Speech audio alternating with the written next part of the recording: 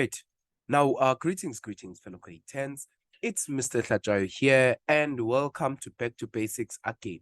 So what we are examining basically now, we are looking at our past paper, and this is our past paper of November 2018, right? And we are examining the question 2 of it, which is solving for x, right? Now, let's see in terms of what is required of us in here. Now, so if you can look at your 2.1.1, now what you're given there, you are given that p plus x plus, q multiplied by x is equals to your a. Now they want you to find out what is going to be the value of your what is going to be the value of your x. So the value of your x in here. So we are going to start from here. We are going to say, look, this is going to be same as your p.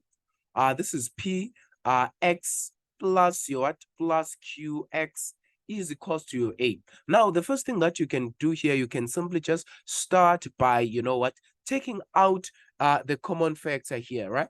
So if let's say you take out the common factor of your x, the common factor of your x, this is going to be same as what now? X into brackets p plus your q close bracket is equals to your a, right? And because you are solving for what? You are solving for x. Then now, which means the value of your x here, the value of your x is going to be what? You're going to firstly divide by what? You're going to divide by p plus q on both sides. So this is going to be divided by what? P plus q. Similarly here, you're going to come this side and divide by p plus q. So these two are going to cancel each other, which means your x that you're going to find here, it's going to be a divided by what? P plus your what? Plus your q. Once again, so that is going to be that particular value. And now from here, this is going to be what? If you are solving this, can you see that your value of your p is not going to be what? Your value of your p here is not going to be equal to the value of your what? Of your q, right? Oh, this is going to be not the value of your q, right? So basically that is going to be that. And now if you're moving swiftly along, let's move to our 2.1.2 and see in terms of what is required in there. So now if you look at 2.1.2, what you are given here, you are given that this is same as 2x squared subtract 5x, right, plus your 6, or rather plus your 2, look at me, this is plus your 2, is equals to 0. So now what is it that you're going to do here? So basically this is going to be your, your quadratic, or this is going to be your trinomial, right? So if this is your trinomial, the first thing that you're going to do, you are going to what? You are going to open two brackets. This is going to be the first bracket, and this is going to be the second bracket. You equate both of them to 0. Now the factors of the first term is going to be 2x and also the x. And now the factors of 2, similarly, it's going to be what? It's 1 and 2, but which one now can give us the negative 5x? So can you see that if you write the 2 here, this is going to be still same as 2 multiplied by 4, which is going to give us the 4, and then the 1 here is going to help us to find the 5, right? So which means this is going to be same as 1 and 2, and then this is going to be a negative, and this is going to be a negative. And why both of these are negative? Because your last factor here is given by what? By positive 2, right? So basically that is going to be the same thing. And now from here, this is going to be what? This is going to be same as 2x subtract 1 now is equal to 0, or x subtract your 2, rather x subtract your 2 is going to give you what? Your x subtract your 2 is going to give you your what? Your 0, right? And now when you're when you are there, the last thing that you're going to do now, you're going to find out what is going to be the value of your x. And this is going to be same as what? This is same as 2x is equals to 1, and then you divide by what? You divide by 2 both sides, so which means your value of your x is 1 over 2. On this other one, or the value of your x here is going to be same as what? As positive 2, right? So basically, this is how you are going to solve this particular question, right? Now, let's move swiftly along to our 2.1.3 and see in terms of what is it that we are required to do in them. Now, from here, what you are having that this is same as 1 over 2, right? This is 1 over 2 to the power of what? This is same as 3x plus 1. Then this is going to be equal to your 32, right? Now, So the easier thing that you can do, we can express these, right? Now, we are going to express this in terms of, now, if you can look at 32, what is 32 firstly? Now, if you can find the factors of 32, you'll realize that 32 is going to be same as what? 32 is same as 2 to the power of 5, right? So this is same as 30, 2 to the power of 5. And now, when you're having, look, when you're having 1 over 2, 1 over 2 can still be written as 2 to the power of negative 1, right? So which means now you can still rewrite this as 2 to the power of negative 1, close brackets, 3x plus 1. Out again, that is going to be that particular thing, right? And now, what else are you going to do? Then you're going to express this. You're going to multiply this. This is same as 2 to the power of what? Negative. Now, when you multiply the negative with everything that is outside that particular bracket, this is going to be negative 3x. And then the other one is going to be negative 1 is equals to 2 to the power of 5. Now that you are having powers, things that are having the same bases, right? Now that you're having the same bases and you're having your exponents, now you're going to lose your bases, right? So this is going to be same as now negative 3x subtract 1 is equals to what? Is equals to your 5. And when you're doing that, now you're going to solve for x in here. So this is going to be negative 3x. You're going to take this one this side, and as you're grouping your like terms, this is going to be same as what? This is same as your 6, because this one, when you're taking this side, it's going to be your positive 1, right? And now from here, you're going to divide by negative 3. You are going to divide by negative 3, which means the value of your x that you are going to find in here, it's going to be same as your negative 2, right? This is going to be same as your negative 2. Out again. So basically, this is going to be how you are solving this type of equation, right? Let's move swiftly along. Now, let's move swiftly along to our 2.1, 2.1 and see in terms of what was required of us in there, right?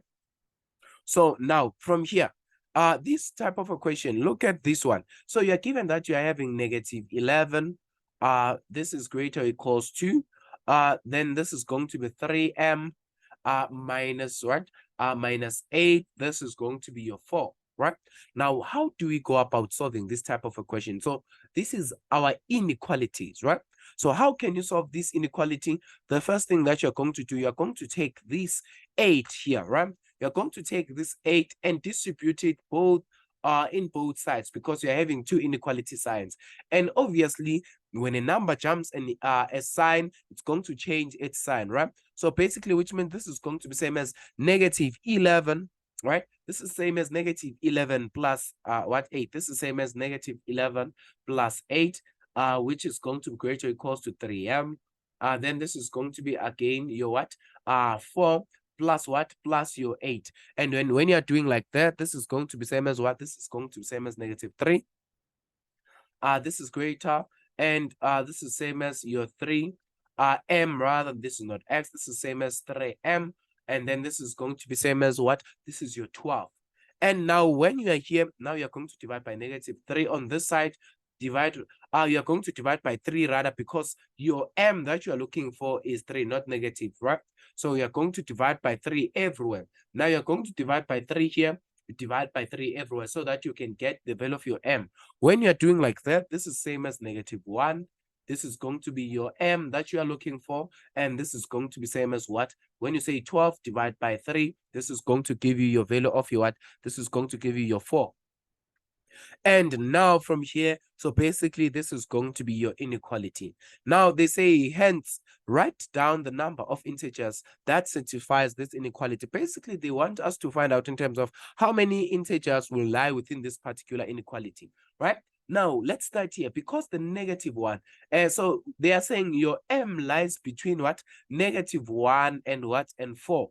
But the negative 1 is also included, which means the values that are going to lie within here, it's going to start from negative 1, then it's going to be 0, then it's going to be 1, then it's going to be 2, and then it's going to be 3. Remember, this m is less than 4, which means the 4 is not included here. Remember, here it had an inclusion sign. That's why we are including the 4, right? So basically, which means you are going to have 1, 2, 3, 4, 5, which means you're going to have 5 integers, right?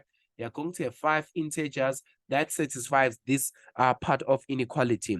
Okay, so basically that is going to be that type of a question, right? So, or rather, this is how you're going to answer this question.